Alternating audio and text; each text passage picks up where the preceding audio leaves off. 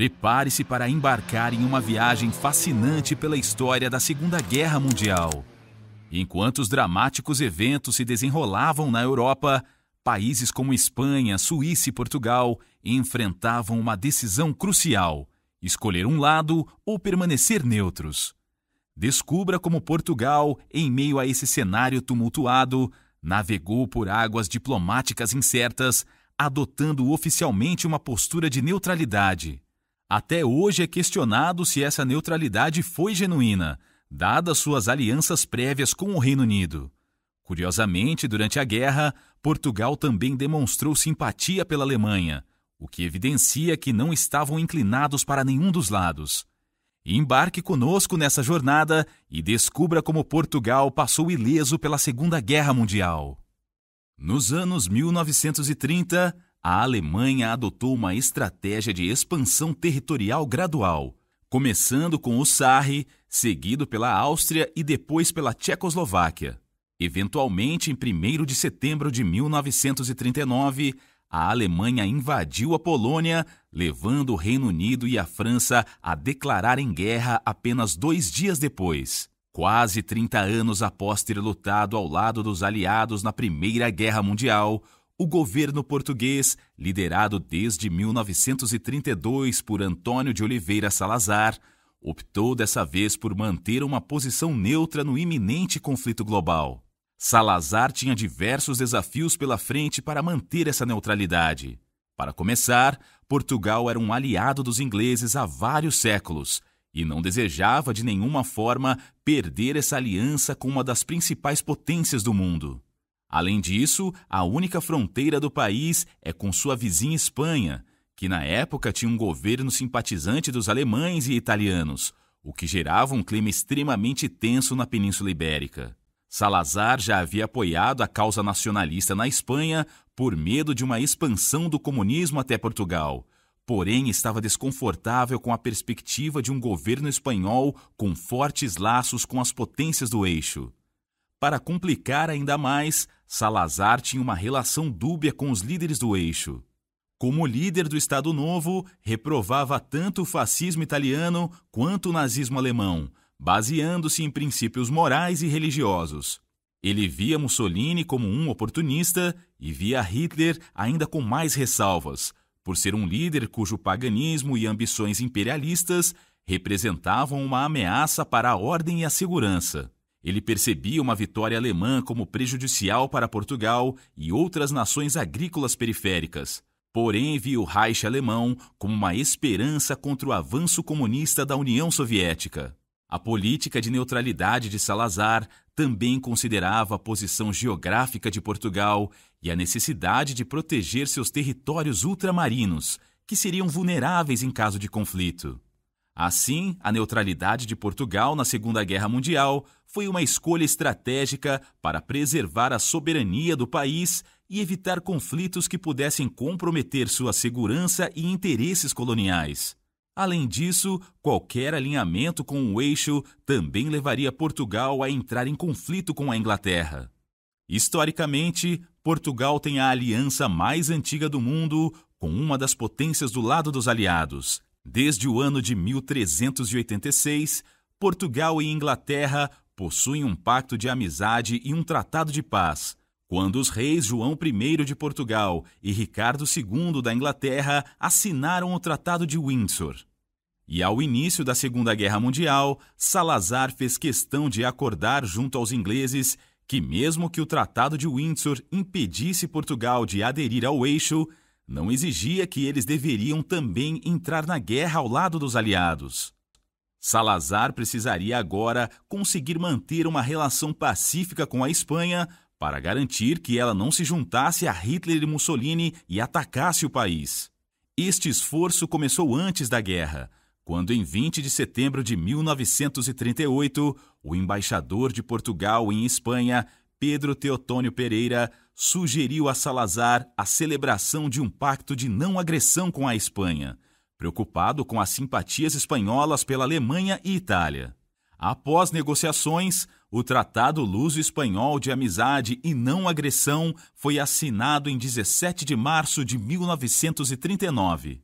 Com a rendição da França em 1940 e a ameaça alemã nos Pirineus, Salazar buscou fortalecer ainda mais este tratado, resultando na assinatura do protocolo adicional em 29 de julho de 1940, com o objetivo de reforçar a neutralidade de Portugal e Espanha, garantindo a segurança peninsular durante o conflito. Conforme a guerra ia acontecendo, Salazar tentava a todo instante preservar a sua neutralidade e impedir que Portugal fosse ou atacado ou forçado a entrar para algum dos lados. A neutralidade de Portugal também era influenciada pela sua posse de wolfrâmio e pela distribuição de suas colônias na África, no Índico e no Pacífico.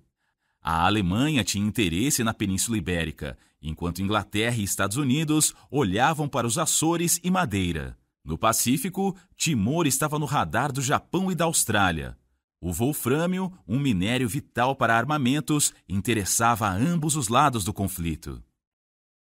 Essa situação conferia a Portugal uma importante margem de manobra diplomática, especialmente pela falta de reivindicações territoriais. Quando a guerra começou, muitos países pequenos na Europa optaram pela neutralidade. Alguns acabaram abandonando essa posição porque foram invadidos pela Alemanha, Itália ou União Soviética. Portugal foi uma exceção, já que as grandes potências envolvidas preferiam que os países da Península Ibérica se mantivessem neutros, mesmo quando queriam usar as ilhas do Atlântico. Os meses mais perigosos foram de julho a dezembro de 1940, quando a Alemanha planejava uma grande ofensiva em direção a Gibraltar e ao norte da África, ameaçando Espanha e Portugal. Depois, a Alemanha mudou de foco para o plano Barbarossa de ataque à Rússia, deixando de lado a ideia de invadir a Península Ibérica. No entanto, a manutenção da neutralidade portuguesa nem sempre foi bem recebida pelos dois lados do conflito, com a questão do wolfrâmio sendo particularmente delicada. Nos primeiros anos da guerra, Salazar estava convencido de que se não vendesse wolfrâmio aos alemães, estes o tomariam à força. Por outro lado, Portugal precisava desesperadamente importar fertilizantes agrícolas e aço da Alemanha, mercadorias que os aliados não estavam em condições de fornecer a Portugal. A partir de 1941, temos duas das principais participações de forma beligerante de Portugal na guerra, sendo as duas de forma extraoficial. O Japão, um dos países do eixo, decide atacar o Timor-Leste, que era de ocupação portuguesa na época. Australianos e holandeses, que também tinham interesse na região, então criaram uma força de defesa para impedir a invasão japonesa. Apesar de nunca ser declarada a guerra entre Portugal e Japão, alguns militares e civis portugueses combateram ao lado das tropas australianas e holandesas contra os invasores. Voltando para o epicentro da guerra na Europa, voluntários espanhóis e portugueses formam uma unidade com o objetivo de apoiar o exército alemão e combater o comunismo e a União Soviética. Estes combatentes ficaram conhecidos como a Divisão Azul.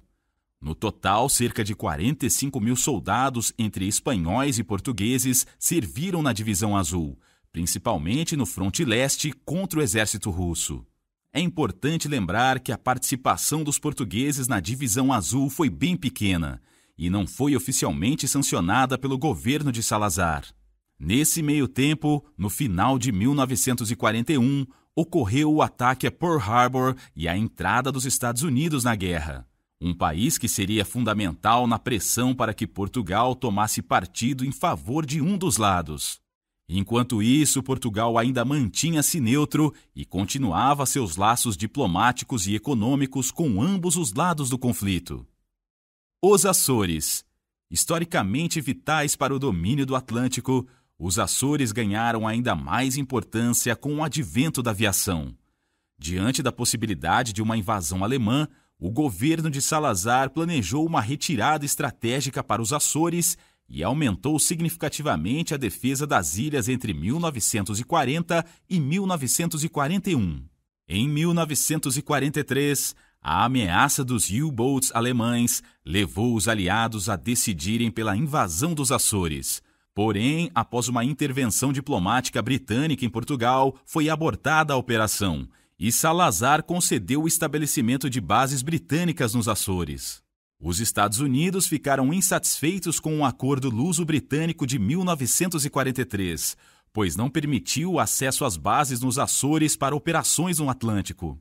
Salazar mantinha um equilíbrio delicado, cedendo em alguns pontos estratégicos, como as bases nos Açores, para preservar a neutralidade e a soberania.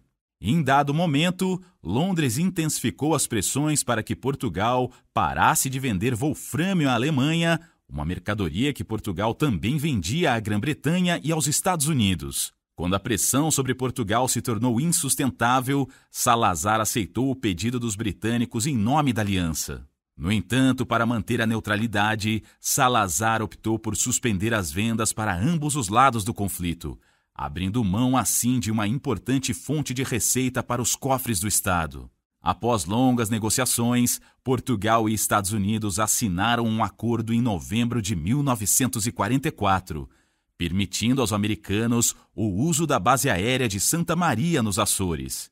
Em troca, Salazar garantiu o fornecimento de armamento, a restituição da soberania sobre Timor após a guerra e o compromisso dos Estados Unidos de respeitar a soberania portuguesa em todas as colônias. Com isso, os Açores se tornaram uma base importante para as operações militares aliadas no Atlântico.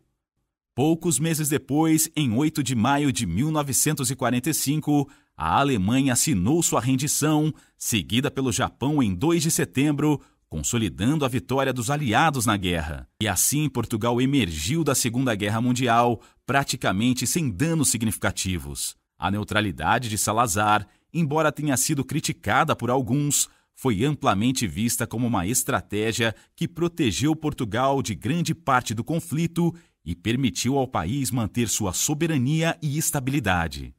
Ajude a impulsionar o trabalho do Total History. Clique no botão Valeu e faça uma doação para apoiar nosso projeto. Explore mais histórias fascinantes em nossos vídeos. Inscreva-se, deixe seu like e compartilhe seus comentários sobre o vídeo. Até a próxima!